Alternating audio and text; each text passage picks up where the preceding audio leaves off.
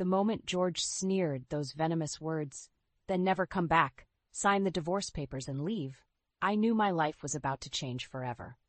I stood in the opulent living room of the house we shared, a place that never truly felt like home.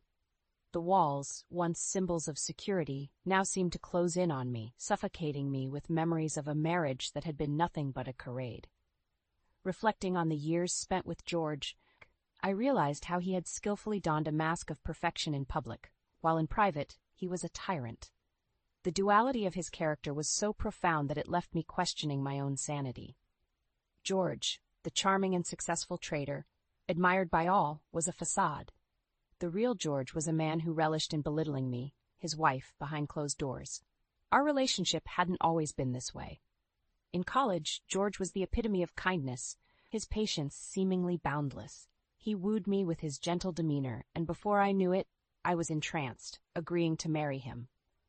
It was only after the vows were exchanged that his true nature surfaced, like a predator revealing itself. I became his prey, trapped in a web of emotional abuse and manipulation.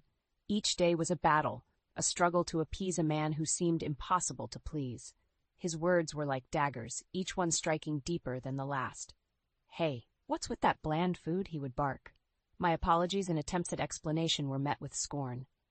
"No excuses," he'd snap back. My spirit withered under his constant criticism. I longed to reach out, to share my pain with friends, but George, ever the controller, severed those ties too. He convinced them I was the problem, turning my cries for help into whispers lost in the wind. I once dared to ask George to let me visit my mother's grave. His response was a cold, heartless refusal, stripping away the last shred of humanity I thought he possessed. "Why would you show your face to someone who's already gone?" he scoffed, his eyes not leaving the financial newspaper he was reading.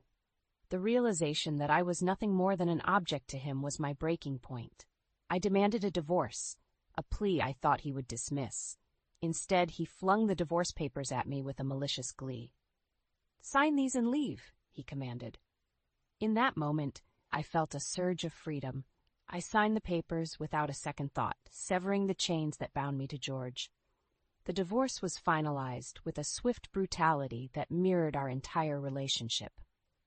Leaving the house that had been my prison, I embarked on a journey back to my mother's home, the only place I hoped to find some solace. Little did I know that this decision would lead me to a reunion that would change my life even more dramatically. The dilapidated state of my mother's house was a stark contrast to the life of luxury I had just left. Standing before it, memories of a happier time flooded back. But the nostalgia was interrupted by a sudden thud behind me. Turning around, I saw an elderly man in a gray suit, a face from the past yet unfamiliar. "Are you alive?" he exclaimed, rushing towards me with an urgency that left me baffled. Before I could react, he embraced me, his tears soaking my shoulder. "I heard the news of your death. I couldn't sit still. I finally found you," he sobbed, his voice laden with a lifetime of regret and longing. His embrace, though unexpected, carried the warmth and familiarity of a long-lost connection. "Could it be, Dad?" I whispered, a mixture of hope and disbelief in my voice. He pulled back, his tear-streaked face searching mine for recognition. "Elizabeth? Are you Elizabeth?" he asked, his voice trembling. In that embrace, I felt the echoes of my childhood, the faint memories of a father's love that had been absent for so long. His name was Matthew, my father, who had vanished from my life when I was just a child. As we reconnected, the pieces of my past began to fall into place. Matthew's story unfolded, revealing a man torn away from his family by circumstances beyond his control. He spoke of a love for my mother that never waned, a love that was cut short by forces that pulled him away, leaving a void in both our lives. Sitting in the dusty living room of my childhood home, I shared with him the agonizing years I spent with George. My father listened, his expression a mix of sorrow and simmering anger. "I should have been there for you," he said, his voice heavy with guilt. As I recounted the cruelty and manipulation I endured, Matthew's demeanor shifted from sorrow to resolve. "We can't let him get away with this," he declared, his eyes now reflecting a determination that mirrored my own. It was then that we decided to take action, to seek justice and retribution for the years of suffering I endured at the hands of George. Our plan was simple yet bold. We would gather evidence of George's abuse, both physical and emotional, and expose him for the monster he was. Matthew, with his newfound resolve, was ready to stand by my side, to fight the battle that we both knew was long overdue. As the sun set on my first day back in my childhood home, I felt a sense of purpose that had been missing for far too long. With my father by my side, I was ready to face my past and reclaim my future. The path ahead was uncertain, but one thing was clear. George would no longer control my life. It was time for retribution, and I was ready to fight. The morning sun cast a new light on the old house, bringing with it a sense of hope and determination. As Matthew and I sat at the kitchen table, laden with years of dust and memories, we began to devise our plan of action. Matthew was not just a forgotten father trying to make amends. He had resources and connections that could prove invaluable.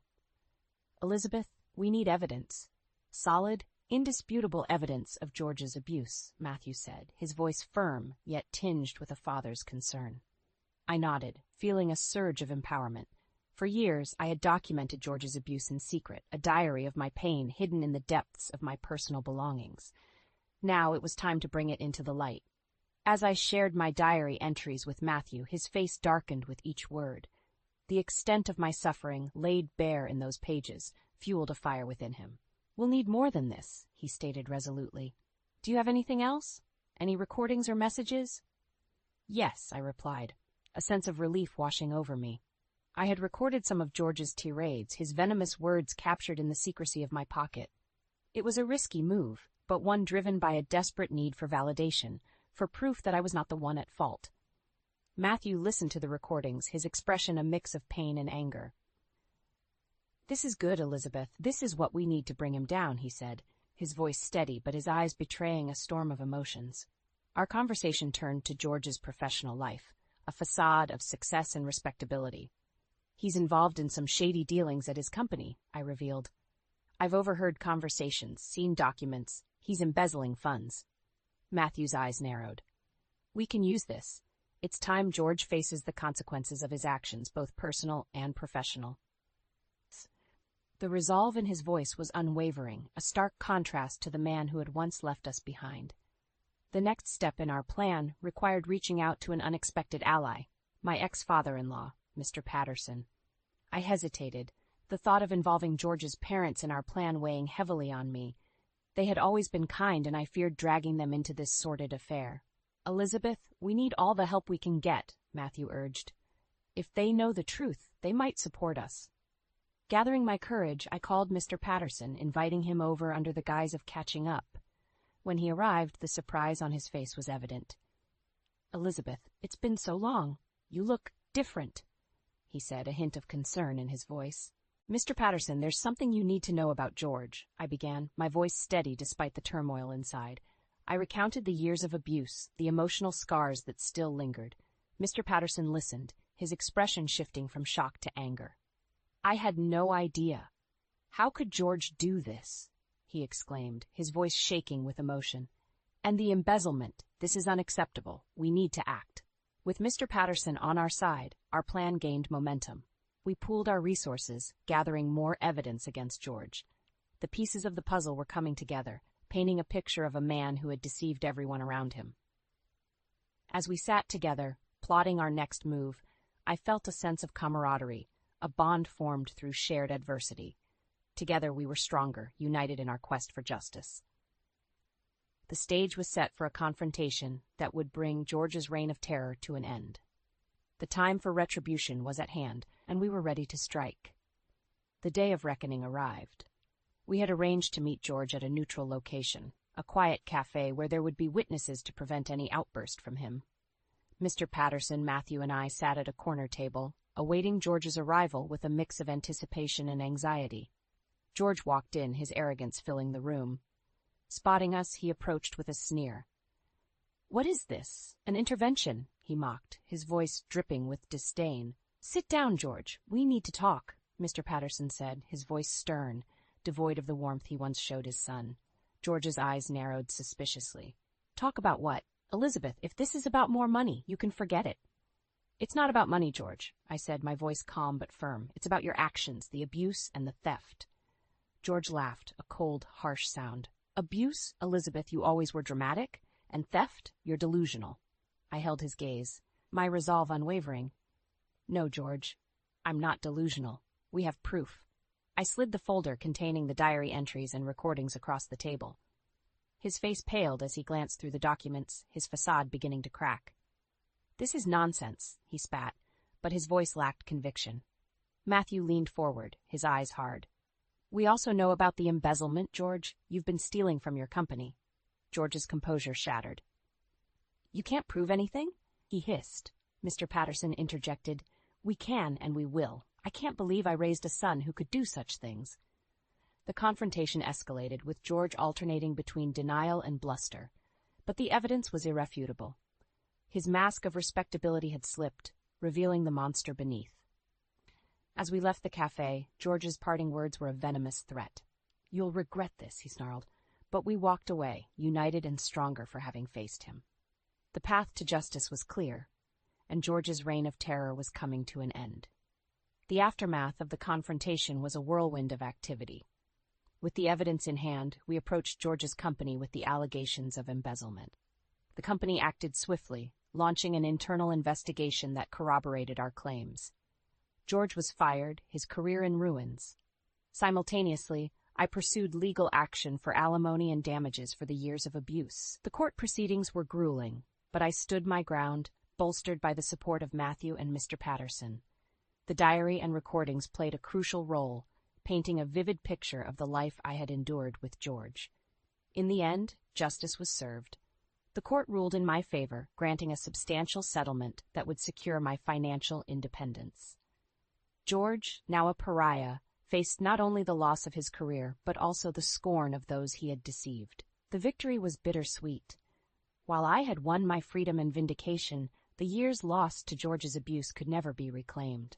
Yet there was a sense of closure, a feeling that a chapter of my life had been conclusively closed. With the legal battles behind me, I turned my focus to rebuilding my life.